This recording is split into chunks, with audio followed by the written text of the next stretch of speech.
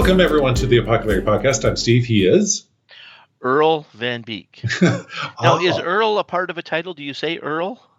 Or are you just Lord if you're an Earl? Am I Lord Van Beek? Isn't you're like the Earl of a certain geographical area Of a certain place, like I am the Earl of Edmonton.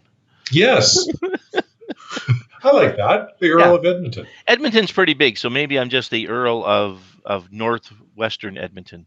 Okay. Which, according to road maps, takes up all of Edmonton. I can never figure out how that works. Because we're in the far southeast, and we're in, I'm on 101 Northwest.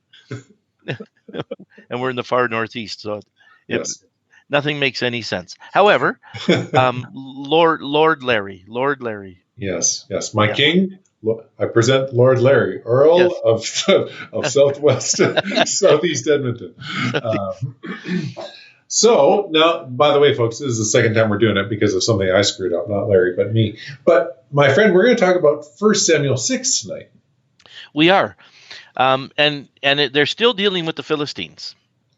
And remember, the Philistines, they figure came over around 1200. It depends on when you put Moses. Some people put Moses in the early 1400s, and some will put him as late. They'll put the Israelites as a group as late as 1200 as well. But in order to make this work in the Bible, you pretty much have to do Moses as being early, and then Joshua being early as well. And so now we're still in the book of, we're in a sense in the book of Judges. Samuel is the last judge, right? And they're dealing with the Philistines, and the Philistines are still struggling with what to do with this stupid ark. And it's not a stupid ark. It's a very important ark. It's the ark of the Lord that has caused them misery, utter misery and they've had it now for 7 months, and they do not. Remember, Ekron did not want to have anything to do with this ark. Why did you put it here? Like, hello. Don't bring this thing here. And they're getting tumors, and they're having trouble with rats. Yeah. Love it. So now the ark's going to get sent back. Love it. Okay, folks. 1 Samuel 6, starting at verse 1. When the ark of the Lord had been in the Philistine territory for 7 months, the Philistines called for the priests and the diviners and said, "What shall we do with the ark of the Lord? Tell us how we should send it back to its place." They answered, "If you return the ark of the God of Israel, do not send it back to him without a gift. By all means, send a guilt offering to him. Then you will be healed, and then you will know why his hand has not been lifted from you." It's interesting how they very much accept that this ark is something that a god is involved with. They don't have any problems that Israelites have a real God, and that the ark is a part of this. It's kind of intriguing that way. Yeah. Like, it's not, "Oh, you believe in nothing, your God is fake." It's like, "Oh, this God seems to know what he's doing. We best be careful." Yeah. Even that they knew to send a guilt offering back at the same time too. Yes. Yeah. And a little bit later they say something about the Egyptians, and you go, I don't know that they would know this. Like, why would the Philistines know this Israelite history? It's rather odd. Yeah. Fascinating. But hey, here we go. Verse 4, the Philistines asked, "What guilt offering should we send to him?" Love the response here. They replied, 5 gold tumors, 5 gold rats, according to the number of Philistine rulers, because the same plague has struck you both and your rulers. Make them and this is almost a little bit gross, isn't it? Yeah. Like, to get ready for this, I looked at pictures of tumors, and I thought, I don't know how you're making like a gold to look like this awful thing, that grows in people's bodies. The rats might work. The rats at least you got an idea. But make the models of the tumors and of the rats that are destroying the country, and give glory to Israel's God. Perhaps he will lift his hand from you and your gods and your land. Why do you harden your hearts as the Egyptians and Pharaoh did? To Larry's point right there. Yeah. Then when Israel's God dealt harshly with them, did they not send the Israelites out so that they could go on their way? Yeah, so that's the thing. See, this history of the Egyptians, depending on how you time all of this happened, a couple of 100 years before the Philistines even showed up in the country. So Yeah. how are they picking up this history? Yeah. Is the oral tradition that good that they're picking that up, or are they picking this up?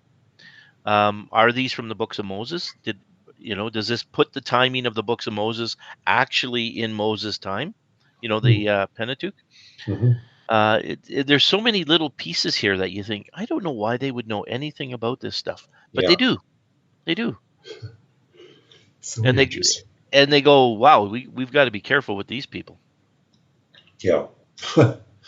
Okay, so here we go. Verse 7. Now then, get a new cart ready with 2 cows that have calved and never been yoked. Hitch the cows to the cart, but take their calves away and pen them up. Take the ark of the Lord and put it on the cart, and in a chest beside it put the gold objects you are sending back to him as a guilt offering. Send it on its way, but keep watching it.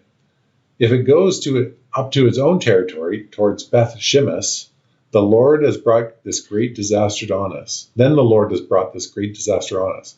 But if it does not, we will know it was not his hand that struck us, but it happened by chance. Yeah. So they basically hook this cart up to these 2 cows, right? And then pen the calves up, because a cow will want to go back to its calf. And that's really what they're saying. If this is of God, these cows are going to go there. Otherwise, they're going to come back. They're going to come back for their babies, Yeah. and we'll know that it's not of the Israelite God. And they let them go, and away the cows go. Yeah. So verse 10 Intriguing, now. isn't it? Yeah, so this whole story is so fun. Verse 10. So they did this. They took 2 such cows and hitched them to the cart and penned up their calves. They placed the ark of the Lord on the cart, along with its chest containing the gold rats and models of tumors. Then the cows went straight up towards Beth Shemesh, keeping on Which, the by the road. way, is in the territory of Judah. Oh, okay. So you're in the upper territory of Judah. Yep. Keeping on the road and lowing the whole way. They did not turn to the left or to the right, or to the right or to the left. Sorry, I said in opposite direction. The rulers of the Philistines followed them as far as the border of Beth Shemesh. Now the people of Beth Shemesh were harvesting their wheat in the valley when they looked up, and then when they looked up and saw the ark, they rejoiced at the sight.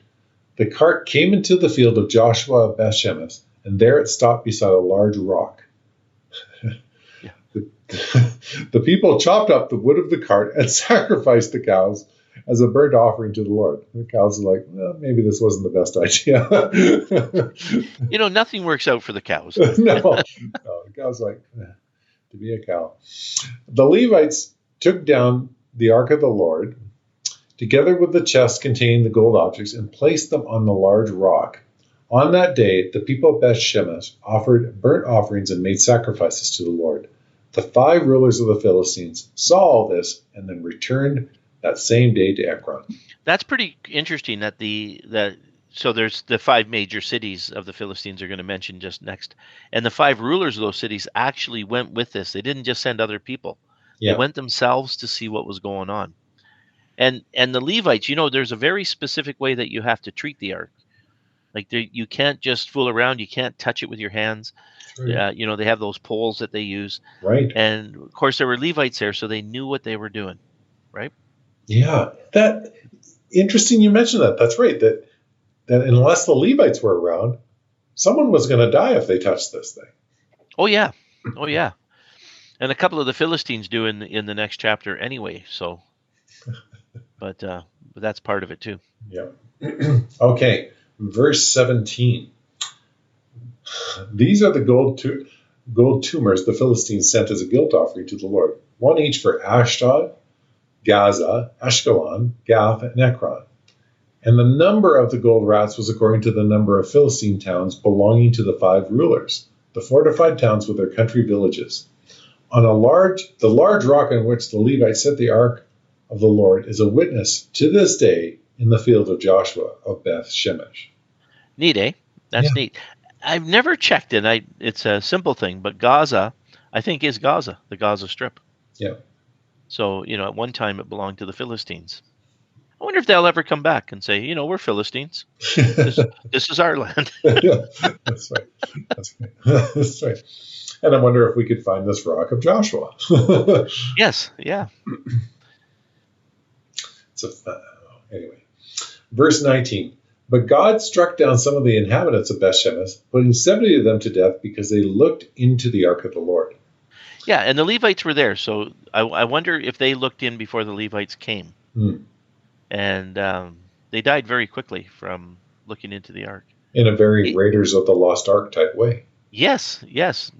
I don't know if they were Nazis or not, but they, but you don't be messing with the ark, remember? Yeah, that's right. Yeah. Okay. The people mourned because of the heavy blow the Lord had dealt them. And the people of Beth-Shemesh asked, who can stand in the presence of the Lord, this holy God? To whom will the ark go up from here? Yeah, from here. Yeah. And then and that's it. So it's sitting there, but they don't know what to do with it. And remember, it was sitting in Shiloh originally. Yeah. And now it's going to go to Kiriath Jearim. Yeah. Verse 21, then they sent messengers to the people of Kiriath Jearim, saying, the Philistines have returned the ark of the Lord. Come down and take it up to your town. Yeah. And if you just read the first verse of the next chapter, it finishes the story. You betcha. Okay. So the men of Kiriath Jearim came and took up the ark of the Lord. They brought it to Abinadab's house, yes. Yeah, Abinadab house on the hill, and consecrated Eleazar, his son, to guard the ark of the Lord. The ark remained at Kiriath Jearim for a long time, 20 years in all. Yeah.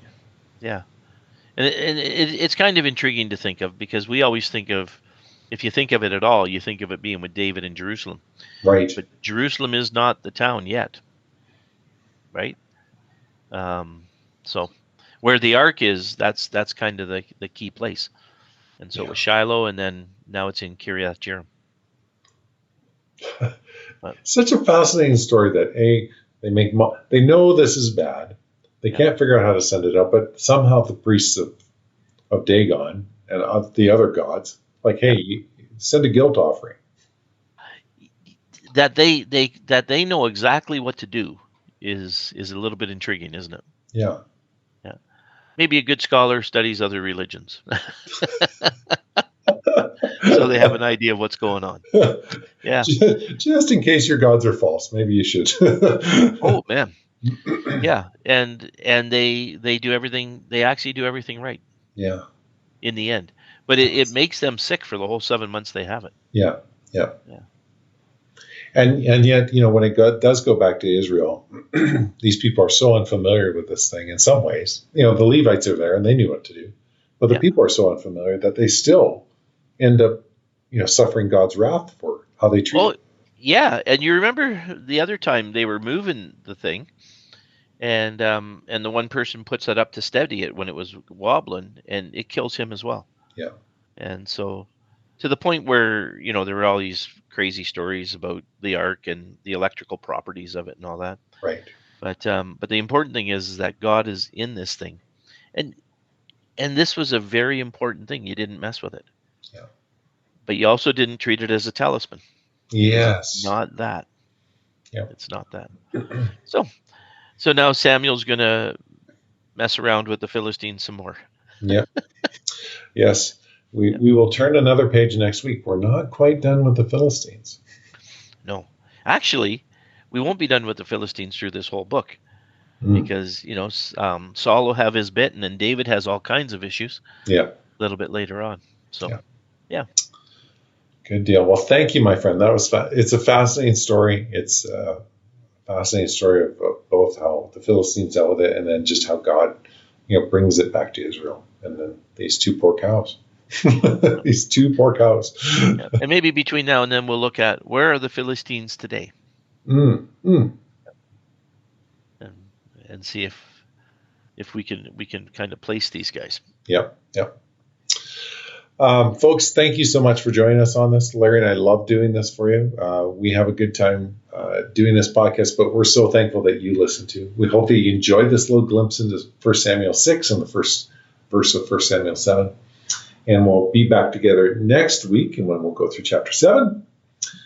We've got 2 more weeks, and then we're taking a little hiatus for a couple weeks as one of us is traveling.